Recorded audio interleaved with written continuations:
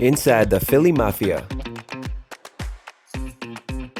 Around the turn of the 20th century, several scattered Italian gangs and Black Hand extortionists made up the criminal element in South Philadelphia. The Sicilian Italian underworld was less developed in Philly than in other surrounding areas such as Pennsylvania's Pittsburgh and Scranton-Pittston areas. Despite this, the city of brotherly love would experience a population boom of Italians, which would subsequently transform Philly into a mafia haven, as it would become one of the more prominent families along the East Coast. The top mafia leader in South Philly was Salvatore Sabella.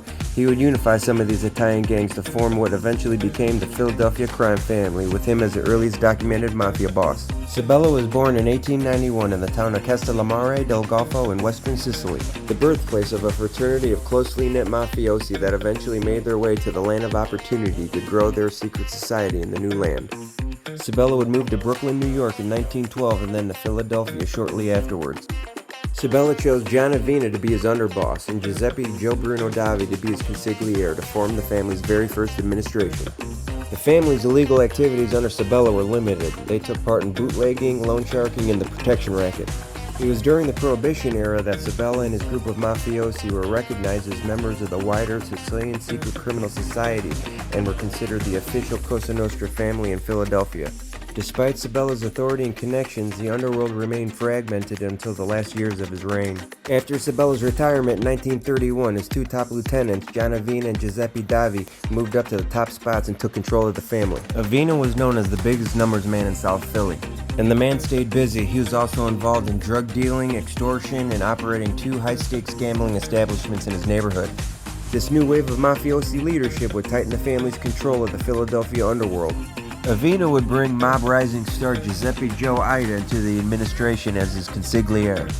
Many other wise guys would come to prominence during those early years, filling the ranks of the Philly family with some serious heavyweights. These guys were some of the top gangsters, racketeers, and hitters active along the East Coast and would strengthen the Philly Borgata, making it a formidable family that could go toe-to-toe with any other family in the nation outside of New York's five families and Chicago. Notable Philly wise guys who carried the family early on were one of Avina's top lieutenants and enforcer, Luigi Quaranta, Freddie Yitzi, Santo Idone, the family's top hitter, Skinny Razor Tertulio, Patsy Massey, another top hitter in the family, Johnny Keys Simone, Jack Capella, Scarfo's uncles, the Piccolo brothers, Nicky Buck and Tony Buck Piccolo, Joe Gibbons Lazaro, the guy who sponsored Bruno into the family, Mike Maggio, and his brother Anthony, Dominic Lepore, Big Tom Scafidi, Charles Pinky Costello, New Jersey faction leader Ralph Blackie Napoli, Joe the Boss Rugnetta's nephew Dominic Rugnetta, Frank Snuffy Iannarella, and family associate who is a boxing promoter and fixer and also ran Philadelphia's largest numbers racket, Frank Blinky Palermo. The family was stronger, although the power vacuum sparked a 5-year war for control of the family, which led to Avina being murdered by members of his own faction on August 17, 1936. Joseph Davi was next in line and would step up to become the next boss of the Philly family. He picked Ida as his underboss and Marco, the small man Riginelli, as his chief advisor. Riginelli was an important family leader in those early days. He was the original head of the New Jersey faction of the family and a mentor to a young up-and-coming mob prodigy named Angelo Bruno. Davi had good connections with the Chicago outfit and the five families in New York City, and he expanded operations outside South Philly to the greater Philadelphia area, including Atlantic City and South Jersey. He also diversified the family's rackets to include narcotics and illegal gambling, in addition to loan sharking and extortion. Davi would also strengthen the family's connections to the Luciano Genovese and the Mangano Gambino crime families throughout the late 1930s and early 1940s. On October 22, 1946, Davi died of natural causes, and Joseph Ida was appointed by the commission to run the Philadelphia family. Reginelli moved up to underboss, and Ida appointed Giuseppe Rugnetta as his consigliere. Ida proved to be a good leader and was able to expand the organization's power and influence. As the Philadelphia family gained more power, it was almost viewed as a Genovese faction due to the family's substantial amount of influence they had over the Philly family at the time. Reginelli would die in 1957, and Ida would replace him with Dominic Oliveto, who was present with Ida at the Appalachian meeting in 1957 with roughly 100 other top mobsters from around the nation. All the commotion and his subsequent arrest would spook Ida, and he fled to Sicily not long after, leaving Antonio Mr. Miggs Polina as the acting boss in Ida's absence. Polina was known as one of the biggest blackhand extortionists in Philly early on. After Prohibition, he took up loan sharking and became one of the more dominant Shylocks in the city. Although a leader among the mafiosi in Philly, Polina was not a popular guy with the crime family membership. Noting the deep division in the organization, the National Mafia Commission withheld formal recognition of Polina as boss when Ida retired in '59, reportedly designating him as the interim boss until the Philadelphia underworld could be united. Polina began to get jealous of a younger up-and-coming mobster who everyone seemed to like named Angelo Bruno. Polina viewed him as a threat, and Bruno became his primary rival. He sought ways to get rid of Bruno and then ordered one of his men, Ignazio De Niro, to murder him. Instead of following the order, De Niro told Bruno about it, and Bruno appealed to the commission. The commission determined that Polina had abused his interim authority by attempting to eliminate his rival. It ordered Polina to step down and endorse Bruno as the new boss in Philadelphia. When the commission endorsed Bruno as boss, they also gave him permission to whack out Polina, who had plotted against him. Bruno displayed the mercy that characterized his reign by instead ordering Polina into retirement. This is what led to his nickname the Gentle Don, because he sought more peaceful ways to resolve a conflict rather than murder. Angelo Bruno was born Angelo Annaloro on May 21, 1910 in Sicily. He later moved to Philadelphia in his early teens. He was made sometime in his 30s. Really, it was Bruno's close relationship with New York City crime boss Carlo Gambino that solidified his ascension to power in 1959, replacing Antonio Polina as boss of the Philly family. Bruno, the first boss in Philadelphia with an influential seat on the commission, used his contacts and his own business mind to maintain respect and power among the mafia bosses around the country. He expanded the family's profits and operations in Atlantic City, which, due in part to its location within the Philadelphia metro area, had naturally become known as the Philadelphia family's turf. Bruno himself avoided the media and law enforcement scrutiny and kept the violence down. Staying true to Cosa Nostra, he spent almost 3 years in prison for refusing to testify at a 1970 hearing on organized crime in the state of New Jersey. Bruno's administration included Ignazio De Niro as underboss and the Calabrian Joseph Rugnetta as his consigliere. Some feel that Rugnetta served as almost the co-leader of the organization early on and was chiefly responsible for resolving internal conflicts. He became a prominent leader in the family and even earned the moniker Joe the Boss, as he was considered the representative of the Calabrian faction and served as the family's consigliere for over 3 decades. Philip Testa became a top capo regime and a close friend to Angelo, and Bruno's cousin John Simone for a time controlled rackets in the Trenton area. Bruno would promote Testa to underboss in 1970, and then after Rugnetta died in 1977, Antonio Tony Bananas Caponegro would replace him as the family consigliere. Under the 21-year reign of boss Angelo Bruno, the Philly Borgata enjoyed a nice long era of peace and prosperity. Bruno focused mostly on low-risk crimes and gave his subordinates autonomy as long as he received a piece of the profits. He prohibited any of his men from getting involved in narcotics trafficking, fearing that the long prison sentences that those kinds of charges could bring would cause guys to flip against the family. Some of his men still ran drug trafficking operations clandestinely without Bruno's knowledge. These guys were further angered because Bruno accepted money from the Gambino brothers in order to allow the Gambino family to sell heroin on the Philadelphia family's turf in South Jersey. The way I see that situation personally is that Bruno can't dictate what guys in other families are doing, but he sure as hell is going to get a piece of it if it's happening on his territory. I guess other guys didn't see it that way. Then one of the worst things that could have happened to Bruno happened. On October 15, 1976, Carlo Gambino died of a heart attack, and with Gambino gone, Bruno lost his most important ally in the underworld. Many of Bruno's subordinates felt that they were missing out on money because of Bruno's old-fashioned ways, and apparently now with Carlo gone, they saw him as vulnerable.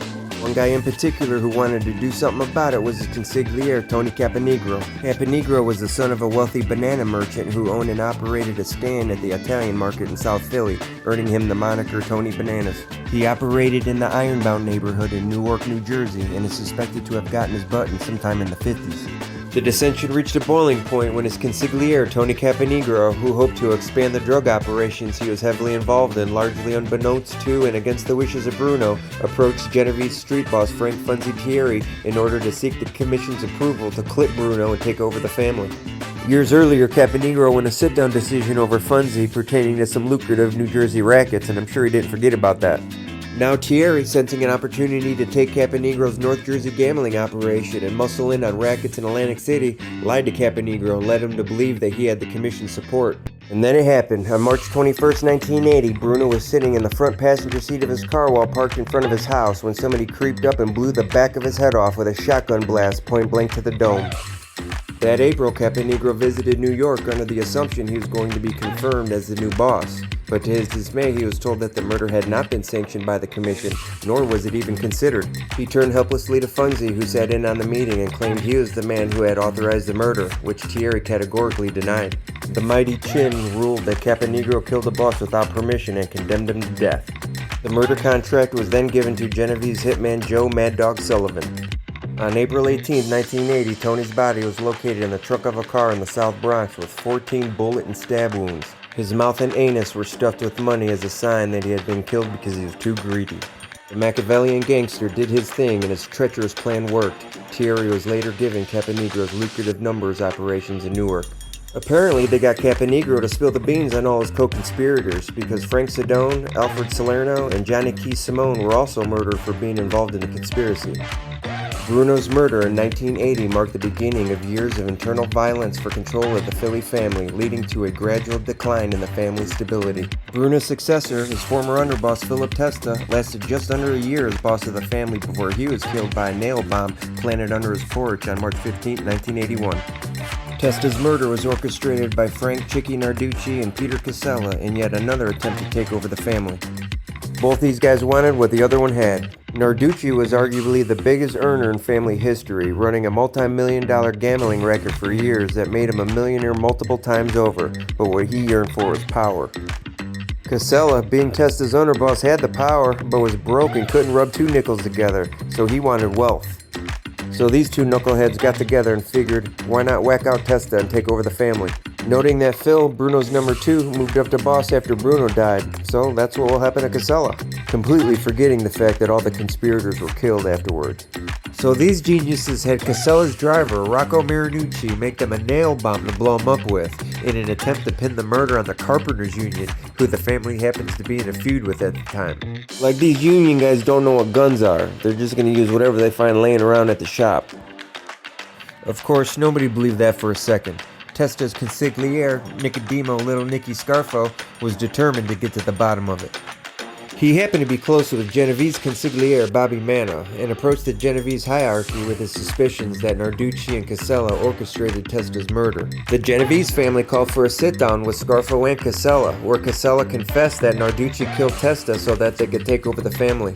They probably told him that they'd spare his life if he told them everything, because Casella surprisingly wasn't killed. He was shelved and banished from Philadelphia, so he quickly took off to Florida. Scarfo actually did something cool for once and let Phil's son Salvi avenge his father's death and turned him loose against the two guys left in Philly that were responsible. Salvi was sitting on Narducci's house in South Philly waiting for Chicky to show up.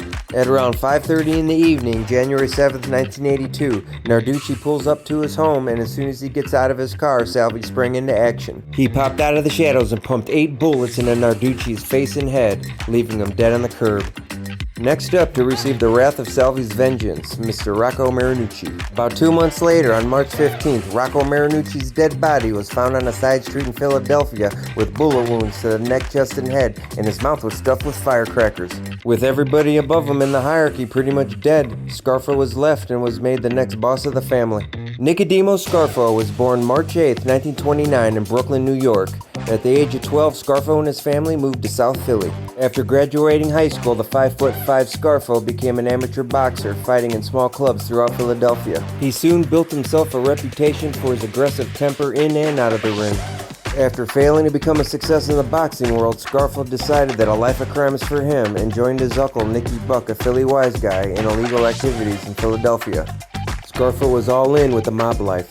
Then his proudest moment came in 1954 when Scarfo was proposed for membership into the Philadelphia crime family. He was inducted by then boss Joseph Ida at a ceremony held in New Jersey. And just like that, Scarfo's criminal career was off to the races. During his come-up, Scarfo's biggest mentors were Ralph Blackie Napoli and Skinny Razor DeTullio. These two veteran gangsters would teach Nick in the way of the wise guy. Napoli was an experienced mobster and a big earner for the family and would teach him the fine art of racketeering. Skinny Razor, on the other hand, would teach him how to be an efficient and skilled killer. Which one do you think he took to the most? Scarfo's reputation would take a significant spike in 1963. Nick would get into it with a longshoreman and stab him to death with a butter knife. He would later plead guilty to manslaughter and only spend about 6 months in prison. Angelo Bruno was none too impressed with Scarfo and felt that his violent nature was a bad look for the family and caused unwanted attention. So after his release, Scarfo was exiled to Atlantic City by Bruno to oversee operations there. Scarfo was somewhat banished from Philly in what seemed like a punishment because at the time Atlantic City was a run-down ghost town. However, that was all about to change, and its rise as a gambling mecca made Scarfo a powerhouse. Atlantic City experienced an economic boom after enacting measures allowing casino gambling in the late 70s. Scarfo took full advantage and was able to expand his power base by infiltrating the construction and service industries in Atlantic City. His cement contracting company, Scarfo Inc., which was shared with his nephew, received a ton of business as developers built new casinos in Atlantic City. Scarfo would send out his goons to intimidate businesses into buying from his company. When Scarfo took the throne as boss, he shook things up in the family. He named his best friend, Salvatore Chucky Merlino, as his underboss and Frank Monti as his consigliere. Scarfo demoted some of Bruno's captains and replaced them with his nephew, Crazy Phil Leonetti, Chucky's brother, Lawrence Yogi Merlino, and Joseph Chicky Ciangelini, leading to further dissension in the ranks as disgruntled soldiers who were formerly well situated under Bruno and Testa were passed over by Scarfo.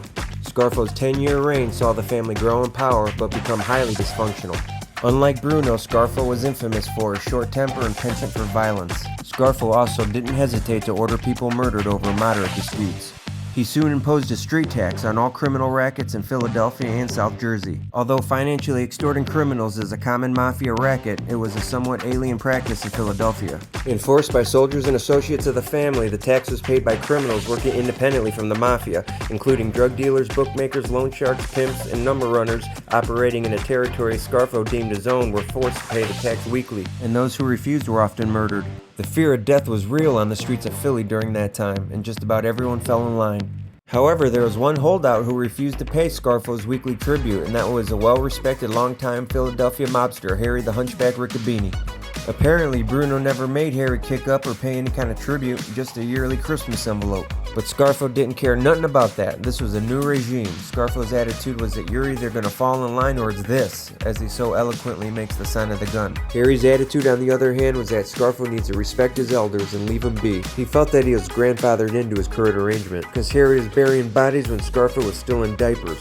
Needless to say, he didn't have much respect for Nicky and wasn't going to pay him anything. Instead of an envelope, he was going to get the middle finger. Harry goes way back to the Prohibition days. Riccobene was considered one of the youngest guys to ever get made.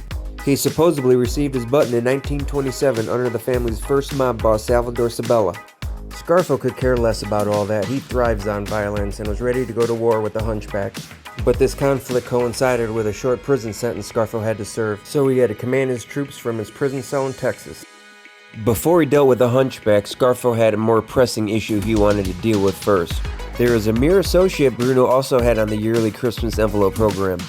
This particular associate was a big earner, and Scarfo would be damned if he's going to let an associate walk around Philly making a bunch of money without kicking up a piece to the family. Frankie Flowers D'Alfonso was a Philly family associate who was close to former boss Angelo Bruno. He was a substantial earner for the family.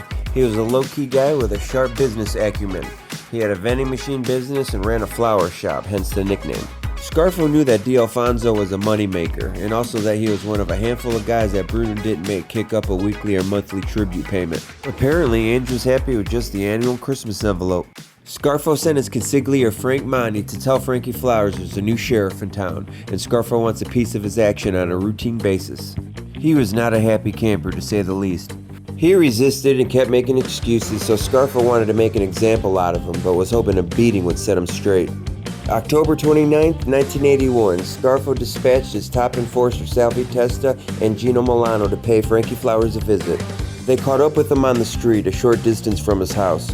Equipped with a baseball bat and a lead pipe, Testa and Milano gave D'Alfonso the beating of his life. These two beat him within an inch of his life and left him for dead, a bloody mess on the street corner. He was eventually found unconscious and rushed to the hospital where a bevy of emergency room doctors and nurses were trying to put him back together. The beating was vicious. D'Alfonso suffered a fractured skull, broken jaw and facial bones, shattered kneecap, and a fractured leg, injuries that required 65 stitches. but he survived and eventually healed up. Frankie initially yielded to the message delivered by the beating, but he continued to fail to make regular payments to Scarfo. Nicky ran out of patience, and now he said it's this as he makes the sign of the gun. It was clear he wanted him dead. July 23, 1985, a hit team consisting of Joe Lagambi and the Narducci brothers caught D'Alfonso in front of a grocery store near his home in South Philly. When Frankie Flowers paused to light a cigarette, Lagambi and Narducci stepped out from the shadows and emptied their guns into him, hitting him with a barrage of bullets and ending his life. Frank Narducci then pulled up with the getaway car and they peeled off, making a clean getaway. Lagambi made his bones with the hit and received his button shortly after. The Frankie Flowers work would account for 2 buttons, as Scarfo would give Milano his after that impressive beating.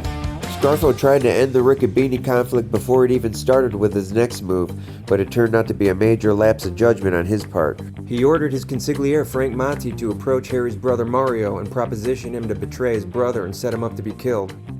Mario acted like he'd do it, but of course he didn't. He went straight to the hunchback and told him what happened. Harry was livid, and he didn't waste any time retaliating.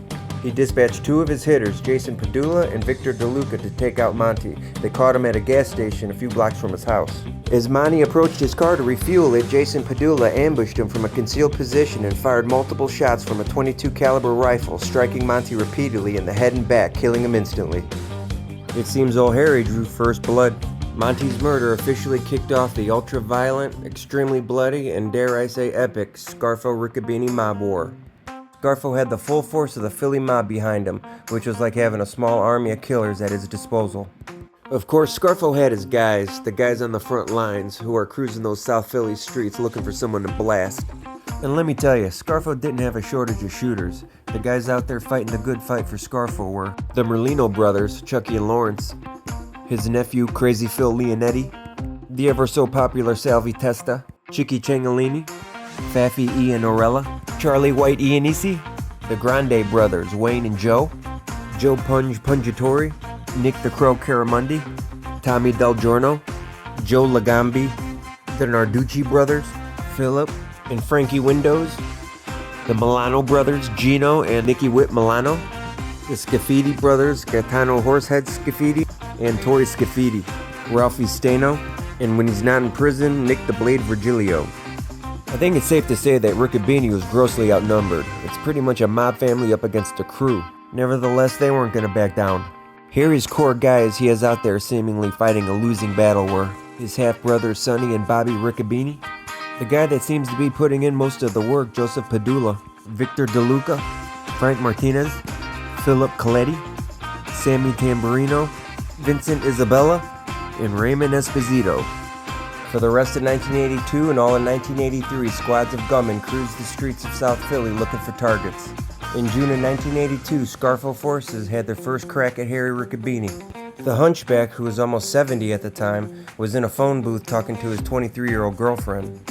Scarfo gunman Salvador Wayne Grandi approached him and pumped 5 bullets into the little man. Incredibly, Riccobene wrestled the gun away from Grandi, who was 100 pounds heavier and nearly 50 years younger. Police arrived and found Riccobene leaning against the phone booth, bleeding all over the sidewalk with an empty 6-shooter in his hand. True to mob protocol, Harry told police that he couldn't identify his assailant. Riccobene forces struck back in July. Padula and DeLuca spotted Salvi Testa enjoying a bucket of clams outside a South Philadelphia pizza shop. A shotgun blast from Padula knocked Testa off the wood crate he was sitting on and nearly blew off his left arm. Although in critical condition, Testa survived and looked forward to the day he could return the favor. Meanwhile, Harry, who had made a quick recovery from his wounds in June, was a target again in August. As he was sitting in his automobile, a gunman disguised as a jogger ran by and emptied his gun into his car. Miraculously, none of the bullets hit Riccobene this time. The failure to kill Riccobene infuriated Scarfo. The lack of killing going on drove him crazy. He was probably going through withdrawals, so he probably figured, shoot, I'll just kill one of my own guys. Pat the Cat Spirito was a good racketeer and a top earner in the family, but he wasn't a violent guy and noticeably uncomfortable when going on hits. It was obvious he wasn't cut out for the Scarfo mob, but what really sealed his fate was his mouth. He was a whiner and a complainer, but he was bad-mouthing Scarfo, spread dissension through the ranks. Nobody really liked Pat, so it didn't take long for it to get back to Scarfo, and we all know what his response is going to be. The Spirito hit was handled by Charlie White Iannisi and Nicky the Crow Caramandi. April 29, 1983. Pat was lured into the car sitting shotgun as the trio took off for a ride. At some point, Caramandi pulls his pistol and puts one in the back of his head. This little piece of work got Iannisi and Caramandi their buttons. 6 whole months would go by before there was another murder in the war. I'm not sure how Scarfo made it that long. Then, October 13, 1983, Riccobene faction member Frank Martinez was walking to his car about to take himself to work. Little did he know 2 Scarfo gunmen were sitting on that location waiting for Martinez to appear. When he walked up to his car, hopped in and cranked it up, Scarfo hitters Charlie White and Gino Milano popped out of nowhere and started busting shots toward Martinez. They did manage to hit Martinez a couple times, seriously wounding him, but he survived the ordeal. November 3rd, 1983, Nicky Whip Milano and Philip Narducci spot Riccobene loyalist Salvatore Sammy Tamarino and tailed him into a variety store that he operated on the ground floor of his home. The pair simply walked in and blasted Tamarino in a hail of bullets, killing him as his horrified mother watched. After that, it was Bobby Riccobene who was on the chopping block. December 6, 1983, a little over 2 months later, 2 crews of hitmen had been stalking Bobby all day. It was that afternoon that Faffy, Charlie White, and Joe Punch caught up with him outside his mother's house. Riccobene had just driven up with his mother and parked. As they walked up to the house, Riccobene spotted Faffy walking toward him carrying a sawed-off shotgun. I'm sure he probably shit his pants. Riccobene then took off with Faffy in hot pursuit. As Riccobene vaulted a fence, Faffy fired a blast, and it turned out Faffy was a good shot. The blast caught Riccobene in the back of the head, popping it like a grape and killing him instantly. No doubt Faffy's a gangster. During the melee, Mrs. Riccobene grabbed him and screamed at him to stop. Faffy responded by busting her in the face with the butt of the shotgun, which you think was going to happen. And this was the second murder in a row the victim was killed right in front of their mother, an infringement on so-called mob murder etiquette. Now, the finale of this mob war is probably the strangest mob head of all time. Mario Riccobene's son, Enrico Riccobene, was a 27-year-old jeweler who was not involved with the Mafia and had no real connections to the hostilities that were going on other than being a blood relative. He was very much aware of the war his father and uncles were in, and was even told he could be a potential target simply based on his last name, which completely terrified him. Evidently, just simply having the Riccobene last name was enough to garner some attention from a Scarfo hit team, and the fact that he's just a civilian meant nothing to these guys, because he was paid a visit by Phil Leonetti, Salvi Testa, and Yogi Merlino. December 14th, 1983. Enrico is working at his jewelry store when he hears a knock at the window. When he takes a look, he sees none other than Salvi Testa peering back at him as he flashes a devious smile and gives him a sarcastic wave. This absolutely petrified Enrico. He was so scared he resigned himself to the fact that he's about to be killed, and apparently the suspense was just too much for him. He walked into the safe and grabbed a gun, and instead of using it to defend himself, he shoots himself in the head. Testa would later tell Caramandi, "Now we can kill these guys without bullets. They'll use their own guns. That's how afraid they are of us." Well, as far as this little situation, he wasn't wrong. After that, Riccobene had enough. He threw in the towel and bent the knee to Scarfo. Little Nicky Scarfo has won the war. Now he can retire to his throne as the King of Philly. Now, one would think Scarfo would wind things down and savor the moment a little bit. Sure, if he was a normal mob boss, but Scarfo's pretty far from normal. His bloodlust knew no bounds. It's almost like the guy was addicted to killing. He loved it and couldn't get enough of it. It was like his heroin. And now that he's the boss, he didn't need anyone else's approval to clip anybody. And he was always looking for a reason. His guys had to be very careful not to give him one. It didn't take long before Scarfo became notorious for his ruthless, paranoid nature. He demanded complete allegiance to him and ordered people killed over the smallest signs of disrespect, insubordination, or resistance. Nicky the Crow Caramandi may have said it best. "If you were in good graces with him, he loves you and you love him. But you never know from one day to the next. He turned on anybody, and he drew no lines when it comes to killing." Most mob bosses were not like him.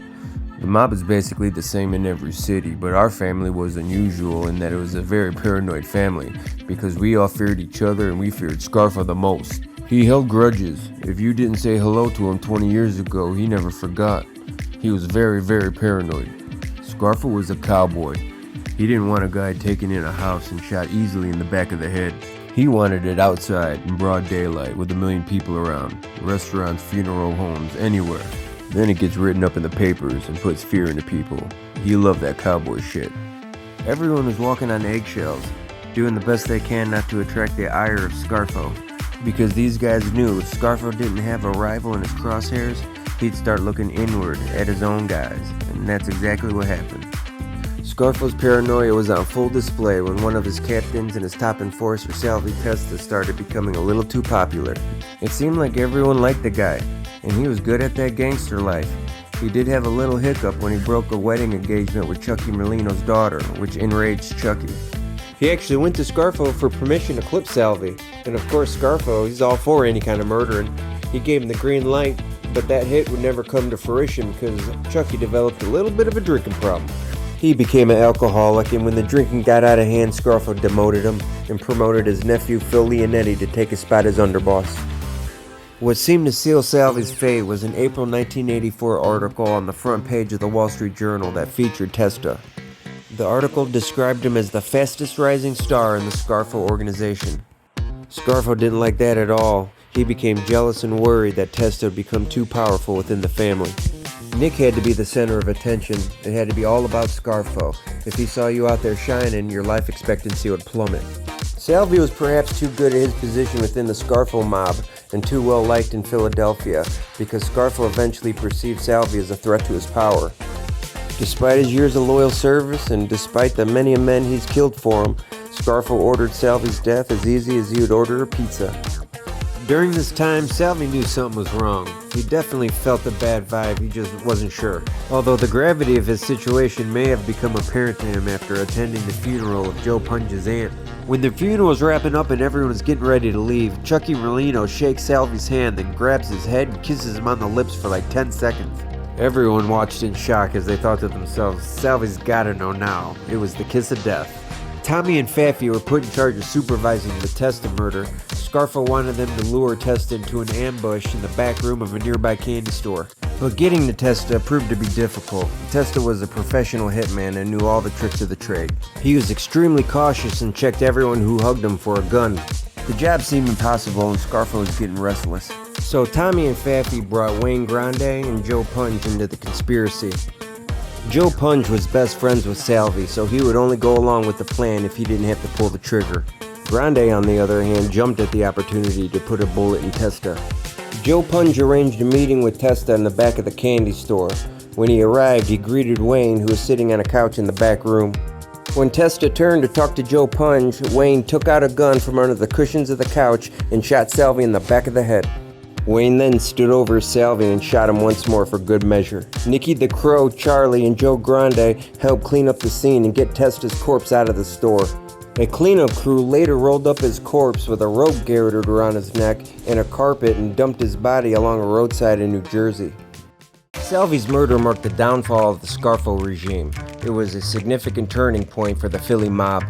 These guys knew if Nick was that quick to whack out one of his best guys like Salvi, any one of them could be next. It was a wild time back then because no one trusted Scarfo anymore, and because of that, they all didn't trust each other, because if Scarfo did want one of them killed, he'd have the guys closest to him be the one to kill him. So these guys wouldn't speak on it. Pat the Cat's demise was still fresh in everybody's memory, but they all felt that Scarfo was highly unstable and they were terrified of him. They knew that any little thing could lead to them being murdered by their own crime family.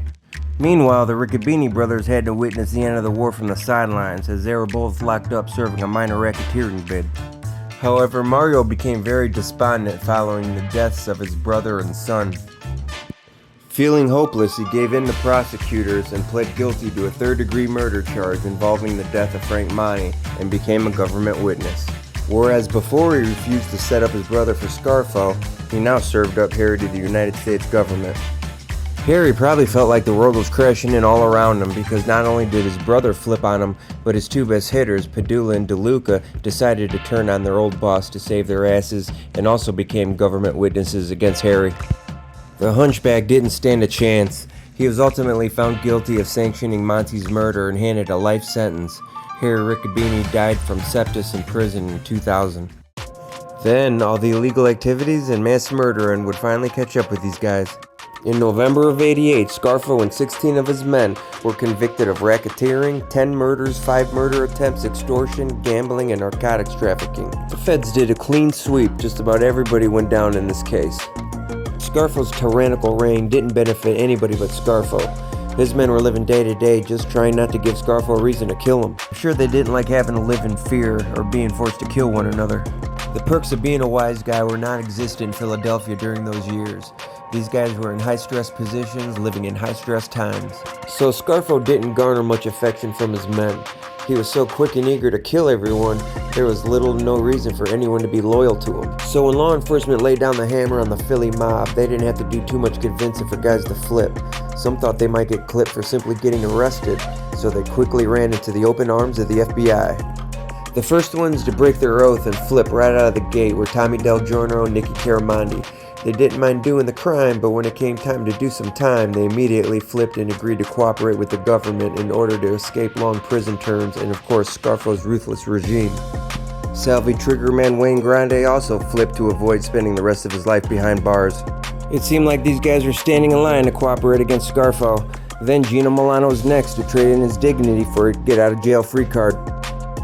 Horsehead Scafidi would also defect down the road and cooperate against his old cohorts. The one that would be the most detrimental to the Philly mob was Scarfo's nephew, Phil Leonetti. Once he was convicted and handed a 45-year sentence, he agreed to cooperate with the FBI. Phil is considered one of the best mob witnesses to ever take the stand, as Leonetti has testified in nearly a dozen trials, helping secure prison sentences for several mafiosi and multiple other families. Leonetti made out like a bandit. He came out the other end of this smelling like roses. Despite admitting to 10 murders, Leonetti would get 4 decades shaved off his sentence and was released from prison after serving only 5 years, averaging 6 months a body. Before disappearing into Widsec, Phil ransacked Scarfo's apartment on Georgia Avenue in Atlantic City and took more than $1 million Scarfo had stashed away in his safe. So he had a nice chunk of change to start a new life for himself. The guys that didn't flip and stood up at trial got hammered. 15 defendants received prison sentences ranging from 30 to 55 years, including Scarfo. Scarfo was convicted of conspiracy, racketeering, and first-degree murder, and was handed 55 years, essentially a life sentence. Scarfo became the first mob boss in American history to have been personally convicted of murder. He'll forever be remembered as a boss whose personal ruthlessness brought an ignominious end to their entire organization. When the FBI finished handling the Scarfo mob, they reportedly had only 24 made members who were free and on the streets, not facing any criminal charges, mainly old-timers who weren't very active. Nicky Scarfo was a vindictive tyrant, ordering the murder of loyal and dependable soldiers and demanding that their bodies be left on the streets for maximum effect. There was no sense of charisma, not even a hint of old Mafia mystique. Scarfo was nothing more than a bully with a gun. Close to 30 members and associates were killed during his time as boss of the Philadelphia family, making it the most violent period in the family's history, or any family's history for that matter.